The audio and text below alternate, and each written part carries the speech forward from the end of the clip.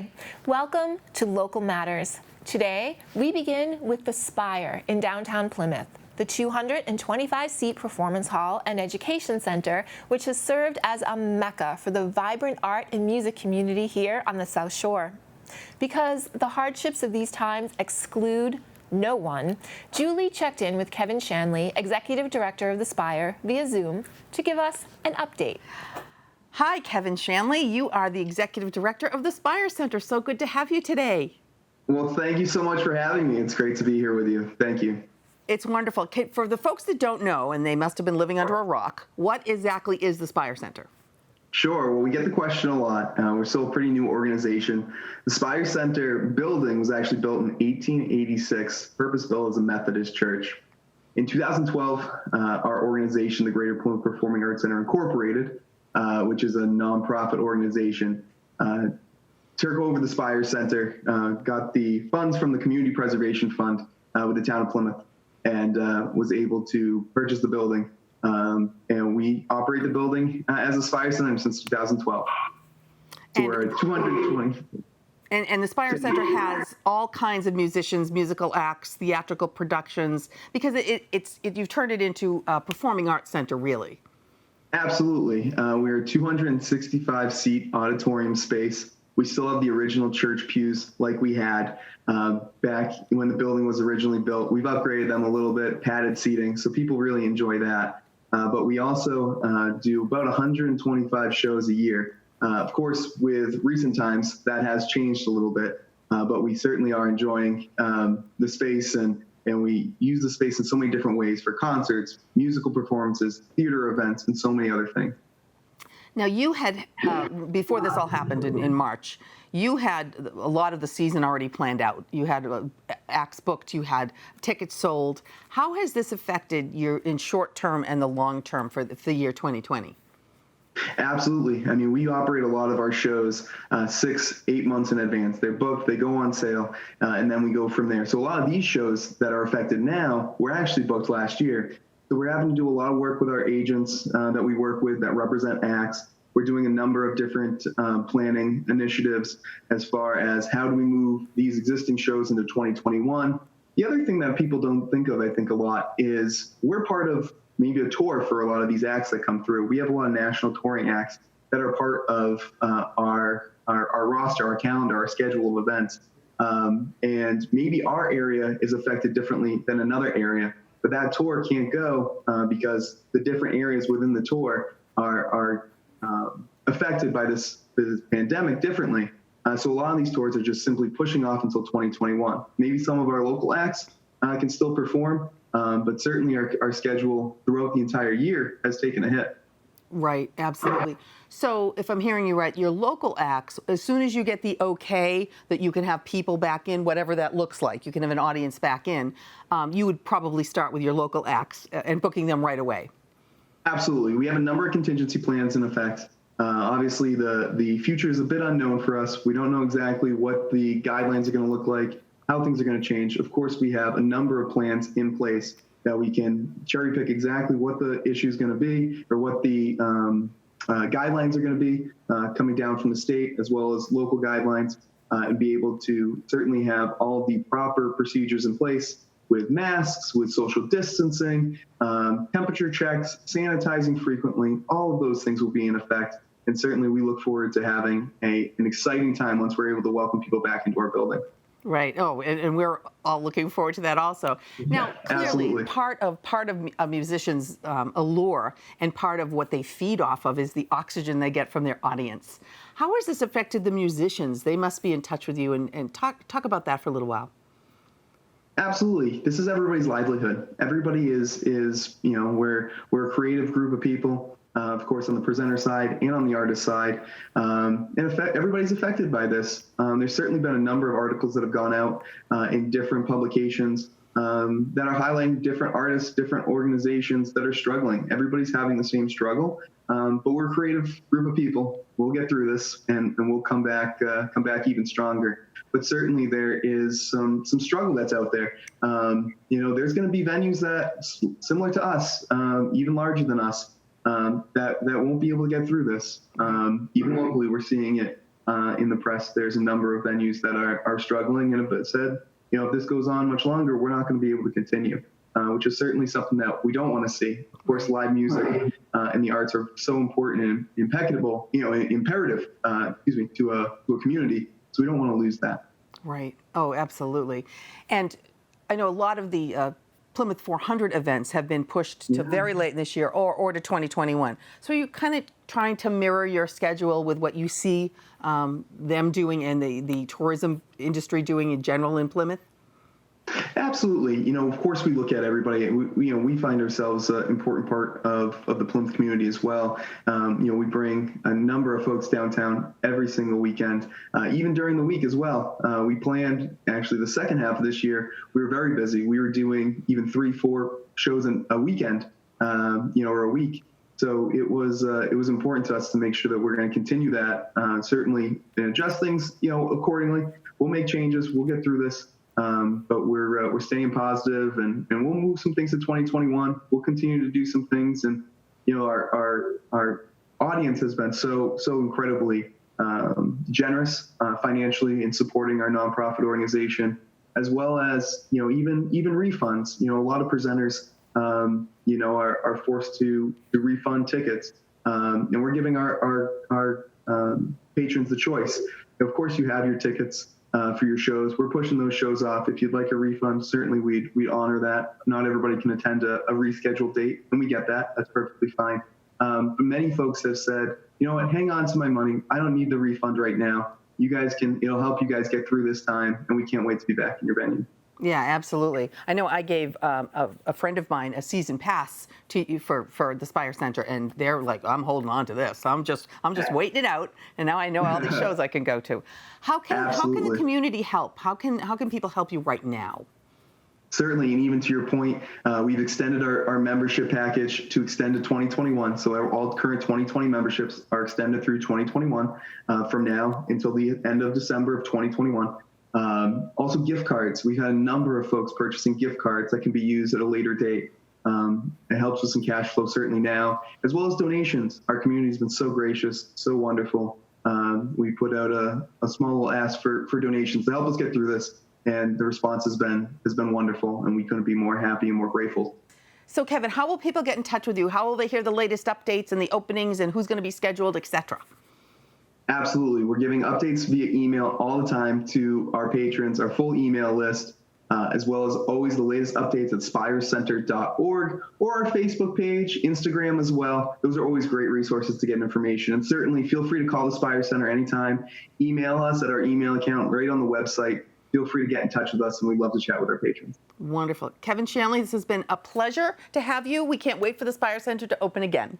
We can't wait to be back, and I appreciate your time this morning. Thank you so much. Absolutely. Elizabeth, back to you. Thank you, Kevin and Julie. Thinking of the time when we can be together at live shows again is helping to keep a lot of us going through these times. But back to our right now. Everything old is new again. Are you mature enough to remember going to movies in your PJs and under the stars? Since the coronavirus has spawned a resurgence of drive-in everything, drive-in movie nights are back. Together, the South Shore Children's Museum and the Weymouth Braintree Elks Club are hosting Tuesday Family Drive-In Movie Nights. The next upcoming movie to be shown on July 7th is Scoob, a 2020 computer-animated comedy mystery based on the Scooby-Doo franchise. Tune in to the radio frequency from your car and enjoy Scooby, Shaggy, and the gang on a 40-foot screen. The lot opens at 6:30, giving you plenty of time to get settled in before the movie starts at 8 p.m. Tickets per car and Snack Shack orders must be pre-ordered. Visit the South Shore Children's Museum Facebook page for more details. Black holes, wormholes, supernovas, and red giants. From dying stars to young galaxies, our universe is complex, beautiful, and treacherous. The Museum of Science Boston and astrophysicist Paul Sutter invite you to join them for a special evening of conversation, excerpts, and Q&A to celebrate Sutter's new book release, How to Die in Space, a journey through dangerous astrophysical phenomena. Everywhere from his hit podcast, Ask a Spaceman, to his role on TV's How the Universe Works, Paul makes complex science easy to understand and emphasizes the human and artistic aspects of the scientific process. This program is on June 30th from 7 to 8:30 p.m. and is free. Visit the Museum of Science Facebook page to register. Tiff and Erica are back with this month's installment of Apps Untapped. Hi there, Tiff here again to bring you another installment of Apps Untapped. Now, I don't know about you, but this pandemic has me feeling a little fluffy. There's been a lot of ice cream in my life lately, so I've decided to kickstart my health journey. Okay, fine, I'm gonna restart my health journey. I've started and stopped like 5 times. But hey, we all make mistakes, like that time in the last episode when you can see my mic cord. But there are ways around it, and I'm gonna show you how. And like with any nutritional program, you need to hold yourself accountable. So today, I'm gonna talk about MyFitnessPal. All right, disclaimer time. I'm not a doctor or a nutritionist. I'm just a girl who wants to look good in a bathing suit and not die when I walk up a flight of stairs.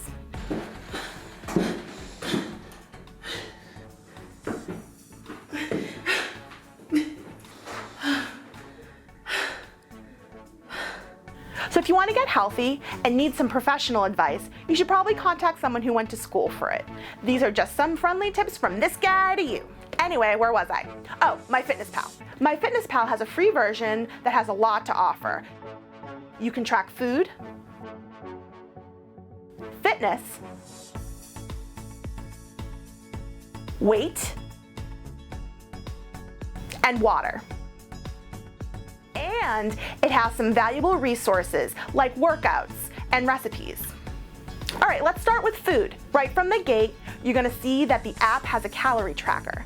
Depending on what your weight or activity level is, the app will suggest a daily goal. If you exercise, which as much as I hate to say it, you probably should, the number of calories you will eat will increase as you burn calories. For me, the best thing about the app is the food diary. It breaks it down to 3 meals plus a snack section. There's a really large database of food, so more than likely if you ate it, it's there. Now I'm going to show you how to add food to your diary. You can add it through the tracking options, or you can go to your diary at the bottom of the screen. For breakfast, I had an avocado because, well, avocados are delicious. I'm going to go to the search bar, type in avocado, and boom, you'll see a whole mess of avocado options. As you can see, it breaks down all of your nutritional information, your carbs, your fats, your proteins. Now, if you want to see where you're at nutrition-wise for the day, you'll notice that the diary has a nutrition button at the bottom of the screen. If you tap on that, the app gives you a snapshot of your day using this nifty pie graph. It also breaks it down into nutrient and macros, if you're interested. Another cool thing about the diary is that you can actually take recipes from either MyFitnessPal or other websites and add them to your diary. All you have to do is tap this plus sign here, and then tap Create a Recipe, and then Add to Web. As part of your routine, you may want to track your exercise as well. Tracking your physical activity helps give you an idea of how many calories you're burning versus how many calories you're consuming. When you add your exercise, it will give you the option of cardio, strength, or you can add a workout from MyFitnessPal. When you add your exercise into the app, you'll see that it gives you a wide range of activities. You'll also notice that you can save exercise routines that you do the most, which is a bit more convenient. Now let's move on to tracking weight. Weight, my favorite. When you enter your poundage, it will immediately go to the progress page, and you see this fancy line graph that tracks how you're doing. You can also take a picture. It's kind of cool to see how your body's morphed over time. So you're probably gonna wanna keep track of how much water you're guzzling, so you don't forget. There's a place at the bottom of the screen. You can add water in cups, ounces, and I'm not quite sure why you would need milliliters, but hey, you do you. Now let's talk about the other fun things this app has to offer. On the home page, MyFitnessPal will give you free workouts, recipes, and blogs to help you stay on track. I've done some of the quick workouts, and they're pretty easy things you can do at home. There's also some quick workouts out there, just in case you're someone who wants to get it over with. Another cool thing about MyFitnessPal is that when you and your friends add your progress or activities, the app posts it almost like the Facebook interface. And you can like or comment on your post to root your friends on. Now that we know a bit more about the app, let me give you a few things that I've learned. These tips might help you save some time and energy. Try to get into a routine when tracking food. It's a good idea to log in each meal so you don't forget what you ate. My philosophy right now is if I bite it, I write it. Oh, and I almost forgot. You can actually set a reminder on the app that will prompt you to log in your meal, but it's hidden, so I wanted to point out where you can find it. You can find it by clicking more on the bottom left corner. Though it's a great idea to track your exercise, I noticed that sometimes when it comes to the calorie burning, the app is a little too generous. Sometimes it overestimates how many calories you've burned, which can throw you off as to how many calories you can actually eat. To get a better idea of how many calories you're burning, I would recommend relying on whatever step tracking device you use. Join in on the community. The good thing about MyFitnessPal is that it is community-based. Invite your friends to join. You can share your successes and support each other. Make it a friendly competition. The first person who forgets to log in their meal, well, they get to buy drinks. Healthy drinks, like ones with spinach. So now you have another tool to assist you in your health journey. Go you!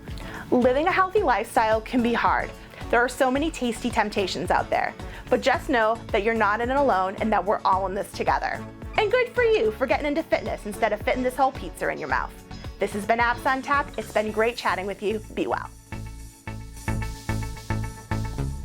Thanks, Tiff. The stylized medium of anime is hugely popular. Would you like to know more about its history? Together with Geek Gal, the Duxbury Free Library is offering Anime 101, a virtual class covering the basics of anime from its birth in Japan to its popularity here in America. The class takes place on July 1st at 2 p.m. via Zoom. Visit the Duxbury Free Library Facebook page to sign up. Willa's Grove is a best-selling novel about the power of friendship and how it nurtures our own personal growth. Join author Laura Munson via Zoom on July 8th to discuss her book for a special Booked for Lunch, co-sponsored by the Duxbury Free Library and the Duxbury Senior Center. The conversation starts at 1 and goes until 3. Visit the Duxbury Free Library Facebook page to register. The Duxbury Free Library is on a roll with another great event you and your kids are going to love. In collaboration with the Kingston Public Library, DFL brings you Dinosaurs Rock, a fun educational experience where you'll learn about the fascinating prehistoric world of dinosaurs. You'll also be able to view fossils that are up to 500 million years old. To register for the Zoom link, visit either library's Facebook page. Our world is changing rapidly, and many communities are experiencing harassment and feeling vulnerable. Others are feeling a sense of urgency to speak up and show solidarity and support for neighbors, friends, even strangers. Impact Boston is offering free online classes for the LGBTQ+ community every week during Pride Month, and for the last week in June, they are offering bystander safety strategies. Learn the skills to protect your own safety and manage your stress response in a moment of harassment or violence. This workshop will also give you the tools to safely intervene when someone else is at risk. The class is on June 30th from 6 to 8 p.m. and is free, thanks to the generous support of the Boston Pride Community Fund. To register and get the Zoom link for this free class, email instructor Adriana Lee with your name and pronouns at ali@impactboston.org. Jen Matney is a holistic nutritional consultant here in the South Shore area and the owner of Eat Positive, Be Positive. Jen joins us today for the first in what will be a monthly installment here on Local Matters, Food Positive. Hello and welcome to Food Positive. I'm Jen Matney and I'm a holistic nutritionist right here on the South Shore. Today is our very first segment. Before we move on to the first topic, I wanted to briefly explain Food Positive. So Food Positive means listening to our bodies. So our bodies are requesting high quality foods to fuel us every single day. And in listening to how our bodies process certain foods and choosing those foods to fuel us, to increase our energy and our focus and get us ready to take on the day, that is being food positive. Now, it doesn't mean that we have to adhere to a super strict diet or eat quote unquote healthy food that we don't even particularly enjoy. Instead, it means finding those foods that build our health, those foods that we enjoy eating, and then basking in the joy of eating to build our health.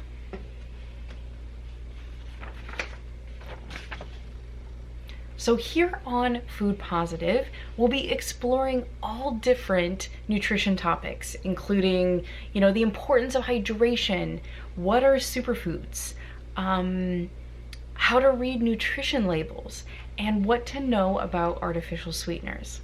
Now, as we're all feeling incredibly stressed and overwhelmed these days, I thought it would be the perfect time for today's topic, which is how to curb overeating. For all of you watching out there, you likely know someone who engages in overeating, emotional eating, or binging, or perhaps you yourself engage in these habits regularly. First, I want to say this is completely normal. In times of stress, individuals seek out comfort foods or look to soothe themselves with different foods, and I think we can all agree that the last few months have been incredibly stressful. To add to this emotional charge when eating, the standard American diet is chock full of hyperpalatable foods. You might be asking yourself, what is a hyperpalatable food? So hyperpalatability means that foods are incredibly pleasing to our taste buds, and they can actually become very easily addictive. While we individuals personally have to focus, and we have the responsibility for our food choices, addictive foods in our diet can make overeating that much more of a challenging journey. So emotional eaters are going to be those individuals that eat more food when they feel stressed, when they feel frustrated, when they're in need of comfort or self-soothing. They might eat more food when they celebrate, or they might even eat food when they're not actually hungry or when they feel full and they no longer need to eat. For those of you who are currently frustrated with your overeating, you're ready for a change, here are 4 easy steps to curb overeating. If you make the commitment to incorporate these 4 steps into your daily life, you will succeed in curbing overeating. Step 1 is create a meal plan. Planned eating creates that structure that we need in our lives. Without structure, we're kind of at the mercy of food cravings. And these cravings will wreak havoc on our mind. They'll pop up incessantly, relentlessly until we cave in. So choosing a meal plan is important. And you need to choose a meal plan that allows you to identify those specific foods that you choose to incorporate in your diet and those you choose to not consume in your diet. Do your own research or work with a certified health professional, a holistic nutritionist, a doctor. Try out different options so that you know what works for you when it comes to a meal plan. Step 2, focus on portion sizes. Proper portion sizes will really help to rewire our brain or rewire our habit of overeating. It'll help us curb that craving or that desire to overeat. However, I want to say don't get caught in the minutia or the mental anguish of portioning out every single snack, every single meal. Instead, find those meals, find those snacks that fit neatly into the portion sizes you need in your meal plan and just add them to your daily routine. Step 3 involves choosing satisfying foods. So scientific research shows that satiety plays a significant role in curbing overeating. Much of today's processed food is not satiating, if you can believe it, and it really allows us to overeat. So focus on building your personalized meal plan with your favorite quality proteins, your favorite healthy fats, as these foods are going to offer that full stomach experience. They're going to make you feel full after you eat a meal. Add your favorite veggies and your favorite complex carbohydrates, and you'll have yourself a winning combination. Step number 4 is mentally prepare for cues in your life. So remember that overeaters will often experience the pull of overeating even after they've moved forward in their health journey. And this is a difficulty for people. So find those physical, mental, or emotional cues that lead you to overeat. That can be a list of foods that make you overeat. It can be a list of situation, times of day where you instinctively overeat, or emotions like feeling frustrated, feeling joyous. Those cues that you cannot control that lead you to overeating. And once you've made that list, it's easy to spot those cues in your life. And then you can focus on diminishing, omitting, or resolving those cues in your life that lead you to overeating. So the health journey of overeating or emotional eating will always be full of ups and downs. So keep your chin up, keep moving forward, maybe find a community where you can find solace and find support in your journey of curbing overeating. I also want to ask if you guys have any feedback on different topics you want to learn about, or different recipes you'd like to learn about, different methods of using holistic nutrition or food as medicine to build health. Please let us know here at PAC TV and the local scene. We would love to incorporate those topics into Food Positive. Thank you so much, guys. Such great information. You can hear more from Jen here every month and also on her free podcast, Eat Positive, Be Positive.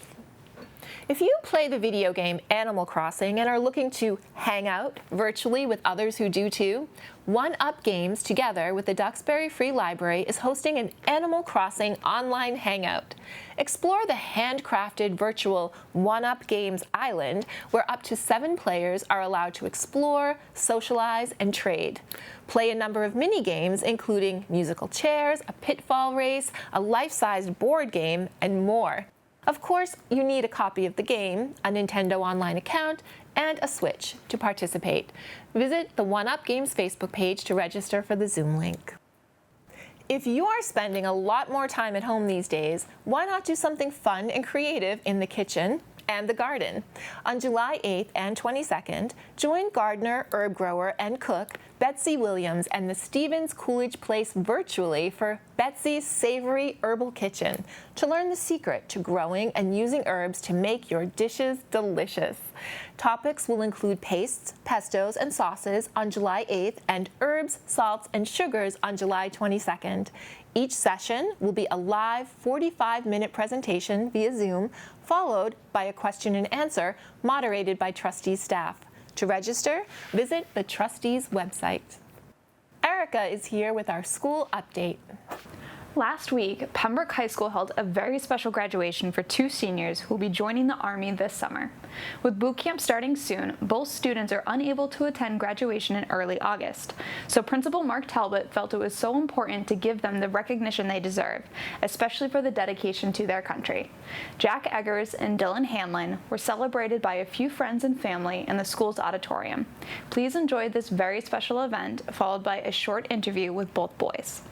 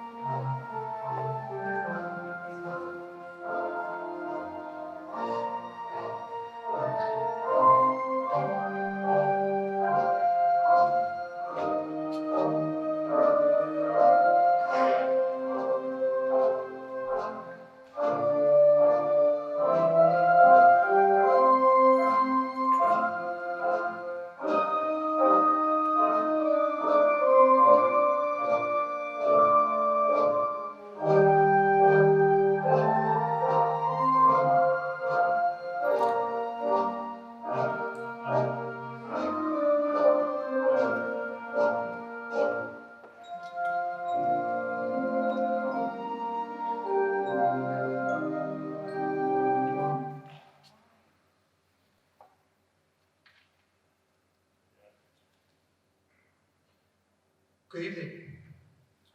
My name is Mark Talbot. I'm the principal of Pembroke High School, and it is my special pleasure to welcome you to a very special occasion for two very special young men. At this time, I ask you to please remain standing for the playing of our national anthem.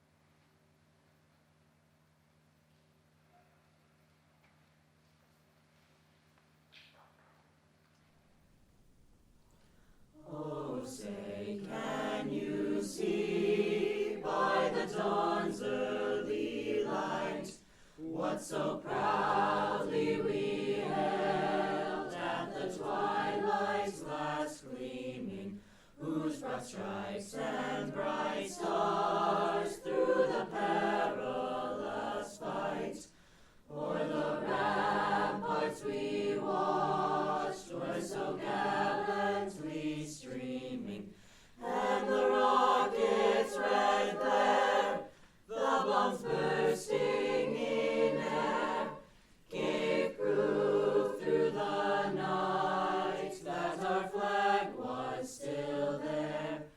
Oh, say does that star-spangled banner yet wave o'er the land of the free and the home of the brave?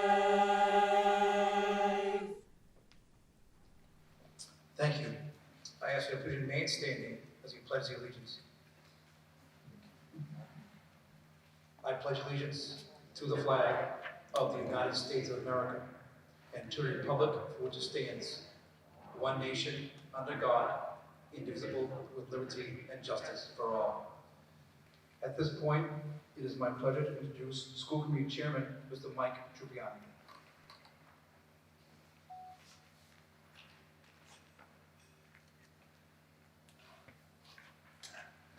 Thank you, Michelle. And Jack Dillon, first of all, I don't think this is how you were expecting graduation to be, but as we know, it's uncertain times and we do the best we can. But first and foremost, on behalf of the Pembroke School Committee in the town of Pembroke, we would like to congratulate you on your graduation, but also thank you for the service you're about to begin. What you're doing is admirable, and as you would have seen before, the number of students who have left Pembroke High School and gone to military service will be with you, and I'm sure they will all be thinking of you. So as a town, we are grateful for your service, and we are happy to support you throughout the years. Thank you.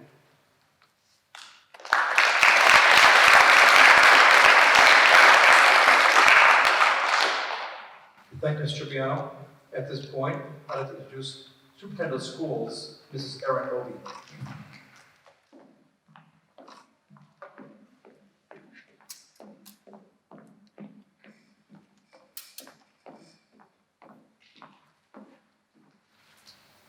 As Mike said, I think we can all say that this isn't exactly what we had pictured for the graduation of our class of 2020, but we're all thankful that we're able to come together this evening and celebrate the amazing accomplishments of Jack and Dylan. We come together as a community tonight to reflect upon and celebrate with you your many successes in your journey getting to this point. You arrived in Mrs. Kennefic and Mrs. Fernald's kindergarten classroom in September of 2007 as impressionable young men, and 13 years later, you leave us poised to take on all of life's challenges.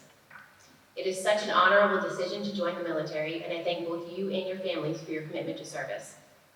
When you are challenged or discouraged, I hope you will remember your years at Bryantville, the middle school, and Pembroke High School, and the lessons that you learned both there and at home. They will give you strength and courage.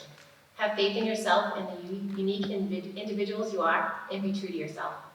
I would like to congratulate not only Jack and Dylan, but each of you here in the audience. Without your love and support, their success would not have been possible. Congratulations, Jack.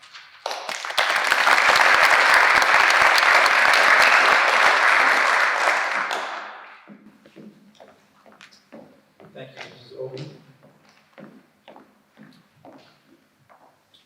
It's my turn to give a few remarks, which I always enjoy doing. School Committee Chair, Mr. Trupiano, members of the school committee, Superintendent Obie, Assistant Superintendent Brust, faculty, staff, family and friends, and of course, Jack and Dylan. I just want to take a moment to let you know how happy we are that we're able to host a ceremony tonight for the two of you. When we were in the discussion phase throughout the spring of what the end of the year for the class of 2020 was going to look like, our graduates making a military commitment were at the forefront of our thoughts. How can we plan for a graduation ceremony for the class of 2020 when not all of its members were going to be available? Not only that, but the reason why you're not going to be available is as honorable of a reason as possible. We struggled. And I did not want you to feel left out because you're making a tremendous commitment to serve our tremendous nation. That struggle and that dilemma weighed heavily on us, even though over 95% of your classmates indicated through a survey that they wanted us to hold off on any virtual June ceremonies. They wanted us to hold off and try to schedule something in August. As it turns out, it worked out, as we will be doing something in August. But that did not make our struggle any less. And it was really in speaking with your families over the past several weeks that made it clear to us that you understand our position, you understand our dilemma, and that you would be on board with a very special moment like tonight. I want to thank your families for raising such fine gentlemen, but I also want to thank your families for their understanding, for their support, and for their help in making tonight possible. Thank you very much to the Eggers and Hanlon families. That does not mean that you will not be missed on August 8th. Of course you will. One of the greatest honors for me with each graduation ceremony is when I ask the members of a particular class that are committed to the military to stand and be recognized. That usually happens right smack dab in the middle of the ceremony. And the rousing ovation of gratitude showered upon those who are standing by the members of this fine community is one of the most emotional moments of the day. I'm getting goosebumps just thinking about it. I would like your families to know that I plan on doing that as well on August 8th, even though Jack and Dylan won't be there. And so it's my hope that you will be there. It's my hope that you will, as I'm inviting you now to attend. And I'd like you to stand in honor of Jack and Dylan so you can appreciate the love this community has for our young men who serve our country. I want to congratulate both of you for all you have accomplished so far, and I wish you the best of luck on what you no doubt will accomplish in the future as members of the United States Army. By enlisting to serve, particularly in these fragile times, and that fragility is both here and abroad, you are demonstrating uncommon valor. Our hope for you is that you never lose sight of your goals, you never waver from your guiding principles that led you to commit in the first place. As I'm sure you understand, maintaining that focus will be harder with each passing conflict or with each new responsibility that's heaped upon you. You are not going to want some of those responsibilities, but they're going to be yours for sure. However, with the courage, with the resolve that you are clearly demonstrating right now, that you already possess, we are certain that you will persevere. On behalf of a very grateful Pembroke High School community, Jack and Dylan, I thank you. At this time, I want to pause for a brief musical interlude. This one's a bit more special, in my opinion, than ones of the past. Your classmates that comprise the Honors Chamber Singers asked me a little over a month ago if they could create and record a song for this year's graduation ceremony, be it virtual or in person, but one that reflected the essence of the class of 2020 and its knack for sticking together.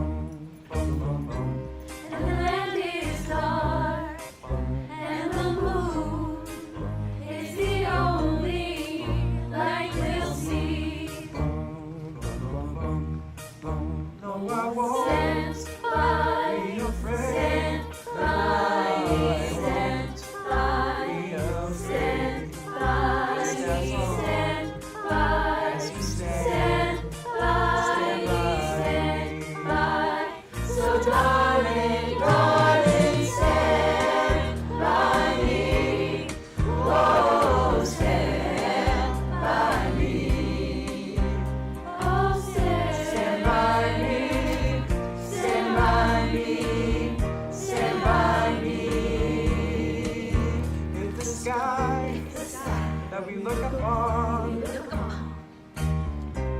should tumble and fall, or the mountain should crumble to the sea. I won't cry, I won't cry, I won't cry, I won't cry. No, I won't shed a tear, just as long as you stand by me.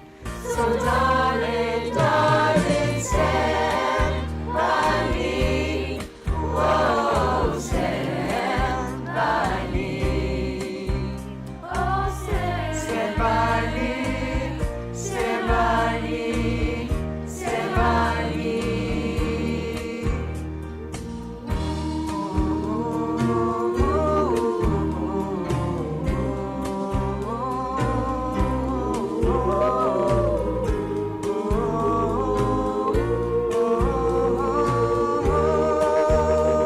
So darling, darling, stand by me.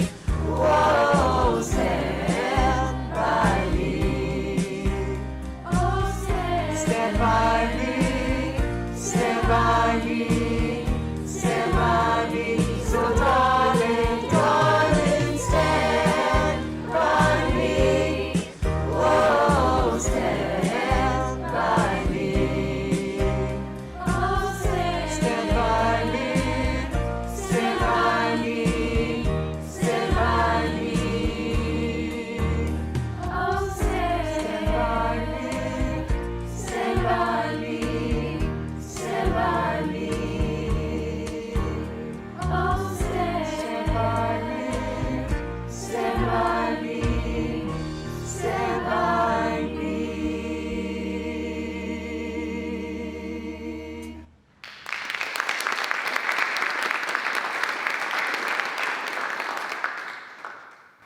Tremendous. I was told that took over 40 hours just to edit, let alone perform. Well, at this time, it's time for what we all came for. I would ask Mr. Ricks and Ms. Kelly to prepare for the issuance of our diplomas.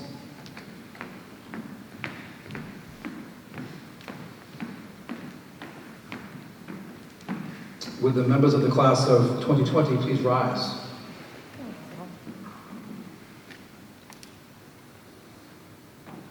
Jack Mason Eggers.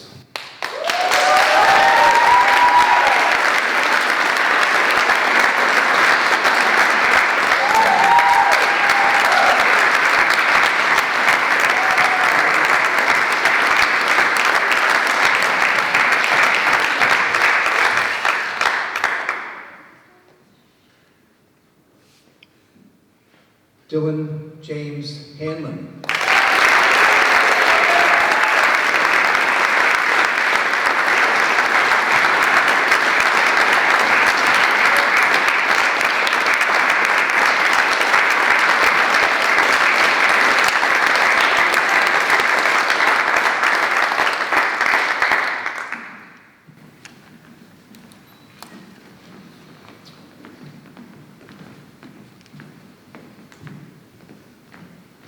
Don't get comfortable, Jack and Dylan. I need you to rise again. That's what happens when you have only 2 people in the graduating class, right? I am hoping at this point you will join me in the ceremonial movement of tassels. Take your tassel from the right to the left.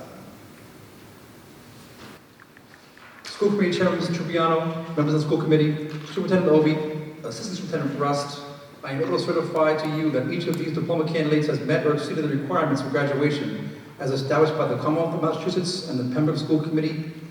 They are worthy recipients of a Pembroke High School diploma. And to Dylan and Jack, by the power vested in me by the Commonwealth of Massachusetts and by the Pembroke Public Schools School Committee, I now pronounce you graduates.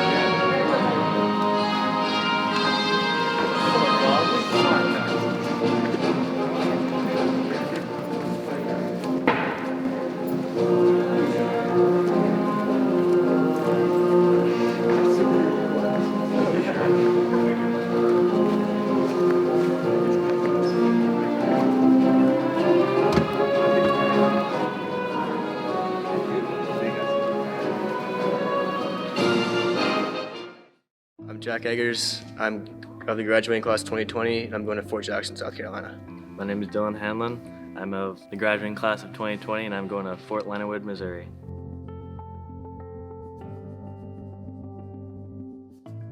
Well, my plans for the summer are boot camp, obviously, and then see where it goes from there. Then I might go to college in a couple of years. Well, my plan was obviously to go into boot camp, and college is getting pushed back until the spring semester, and that's when I'll start college. I've always wanted to be in the Army since I was a little kid. I've had the most utmost respect for all the service members, so I figured I'd fulfill my dream and join the Army. Now it's 12 weeks of training, just turning you from a civilian to a soldier, just breaking you down and building you back up as a U.S. Army soldier.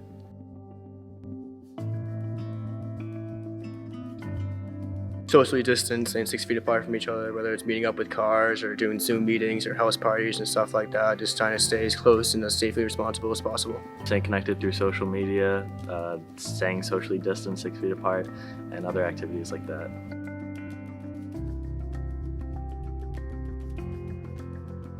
It's been a long ride, but we finally did it. I know none of us imagined it'd be ending in this way, but we did it, and thank you to all the teachers that helped me throughout the way, throughout my journey. We did it, we're done, we can go home now. I mean, it's obviously not what we wanted, but they're doing their best to give us our end of the year.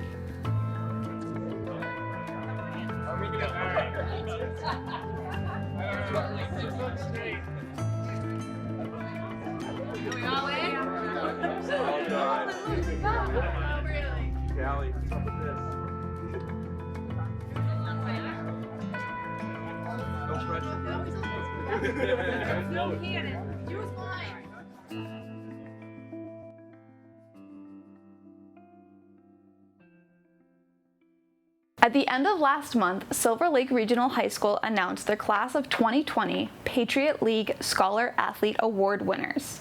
We have a special interview with both students, salutatorian Sean Coey, who will be attending Duke University, and valedictorian Tess Bonanno, who will be attending Providence College.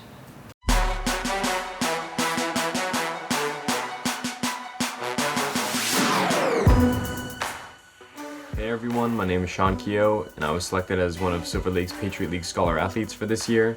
First off, I'd like to say thank you to Miss Jameson and the rest of the Patriot League for giving me this honor. It's awesome to see my hard work pay off. During my years at Silver Lake, I played soccer, basketball, and tennis, and next year I'll be attending Duke University with a major in biology on the pre-med track and a minor in finance. Hi, I'm Tess Bonanno, and I did gymnastics and lacrosse at Silver Lake. Next year, I will be attending Providence College. Thank you so much for this award. I really appreciate it, and I would like to thank my coaches and my teachers.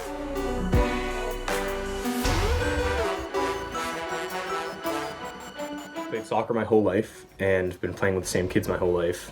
And I think it was the South-sectional quarterfinals where it was a night game against Weymouth. We're winning 2-0, and they come back, score two goals, tie it up. Big bummer. So we go into overtime, then eventually PK shootouts, and our goalie, shout out JJ Devine, saved like 3 or 4 PKs. It was absolutely insane. He did it the game before too, and just that moment where he saved the final one and we won, so hype. I've had so much fun being a part of the gymnastics and lacrosse teams for the last 4 years, and it's really sad that we won't get to have our final lacrosse season this year. But I'm so grateful that just when we thought that our gymnastics season was over, we found out that we made it to sectionals. So that was really exciting that we got to have that final moment with my teammates and my coaches.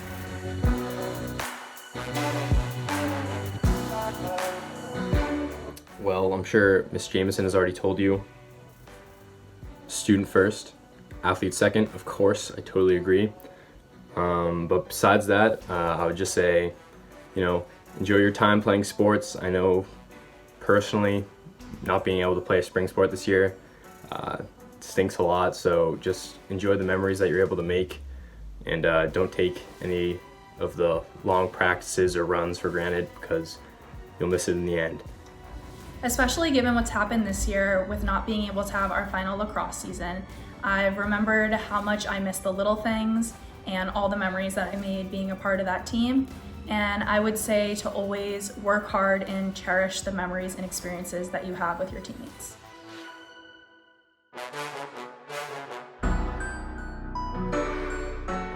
you know, gotta say my mom. Mama's boy. Ever since I was a little kid, you know, she used to put me in a sweater vest, send me off to school, tell me, Sean, if you don't get good grades, you're not gonna eat dinner tonight. She didn't actually say that, but she always instilled, you know, the school first mentality in me, and she always inspired me to play sports as well.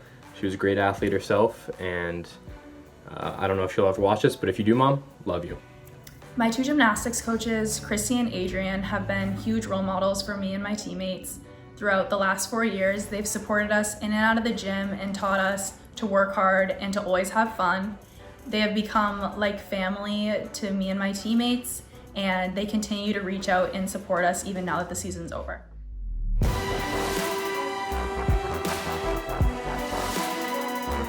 Obviously, Duke University, got the hat as well. Obviously, I'm playing basketball, Division I, so you can just turn on like ESPN next year and you'll see me on there. But, okay, obviously I'm joking. Maybe a manager one day, but I'll be studying biology with a minor in finance and hopefully on the pre-med track. We'll see about that. Next year, I'll be attending Providence College and I'll be studying in the honors program. And I'm currently undecided on a major, but I'm considering chemistry or psychology.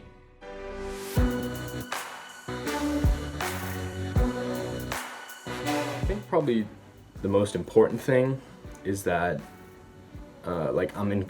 you're in control of your own destiny. So let's say, for example, you know, you're not getting as much playing time as you want. And it's easy to say, it's my coach's fault. Like, why isn't my coach playing me more? But at the end of the day, it's most likely that you're not putting in the work necessary, and that can be applied to all aspects of life. If you're willing to work harder, you're willing to put in the extra hours off the field, you're gonna end up getting more playing time, and that's just a powerful thing to have just in your back pocket. You know, I can always work harder, whether it's in school, sports, whatever you want to do in life. As long as you're willing to work harder, then at the end of the day, you'll be able to achieve your goals. And yeah, I think that's the most important lesson you can have in life. Silver Lake Athletics has taught me about the value of the bonds that you form when you're part of a team, and has taught me to always work hard and to stick with a challenge. Good luck to both Sean and Tess in the fall. Hopefully you will be able to continue your love of sports while excelling in your dedicated majors. Also, another huge congratulations to Jack, who will be attending Fort Jackson in South Carolina, and Dylan, who will be attending Fort Leonard Wood in Missouri. We commend your diligence and bravery for enlisting in the Army. From PAC TV, we wish you all the best of luck. Elizabeth, back to you. Thank you, Erica, and thank you for watching this episode of Local Matters, which is a production of the local scene of PAC TV. Visit our website at pactv.org/local scene for a complete list of resources mentioned in the show. Follow us on Instagram and like us on Facebook to keep updated on the ways our community refuses to magnify our differences, but focuses on our common goals for our common good. From all of us at PAC TV, be safe. We'll see you next week.